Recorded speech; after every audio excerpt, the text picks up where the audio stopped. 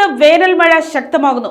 ഒറ്റപ്പെട്ടയിടങ്ങളിൽ ഇടിമിന്നലോട് കൂടിയ മഴയ്ക്കും മണിക്കൂറിൽ 40 കിലോമീറ്റർ വരെ വേഗതയിൽ ശക്തമായ കാറ്റിനും സാധ്യതയുണ്ടെന്ന് കേന്ദ്ര കാലാവസ്ഥാ വകുപ്പ് അറിയിച്ചു. ഇന്ന് 3 ജില്ലകളിൽ യെല്ലോ അലർട്ടുണ്ട്. കൊല്ലം, പത്തനംതിട്ട, ആലപ്പുഴ ജില്ലകളിലാണ് മഴ മുന്നറിയിപ്പുള്ളത്.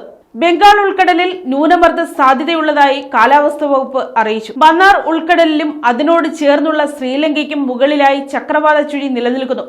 ഇതിന്റെ സ്വാധീന ഫലമായി അടുത്ത 48 മണിക്കൂറിനുള്ളിൽ തെക്കു പടിഞ്ഞാറൻ ബംഗാൾ ഉൾക്കടലിൽ ന്യൂനമർദ്ദം രൂപപ്പെടാൻ സാധ്യതയെന്നാണ് പ്രവചനം. ഉത്തര കർണാടക മുതൽ മന്നാർ ഉൾക്കടലിനും അതിനോട് ചേർന്നുള്ള ശ്രീലങ്കൻ തീരത്തിനും മുകളിലുള്ള ചക്രവാത ചുഴി വരെ ദക്ഷിണ കർണാടക, തമിഴ്നാടിന് മുകളിലൂടെ ന്യൂനമർദ്ദപാത്തി നിലനിൽക്കുന്നു.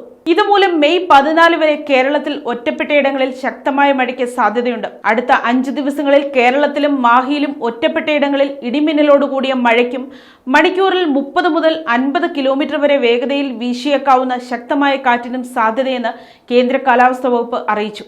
നാളെ ചൊവ്വാഴ്ച പത്തനംതിട്ട, ആലപ്പുഴ, കോട്ടയം, എറണാകുളം ജില്ലകളിൽ മഴ മുന്നറിയിപ്പുണ്ട്. News desk, Kottarakkara media.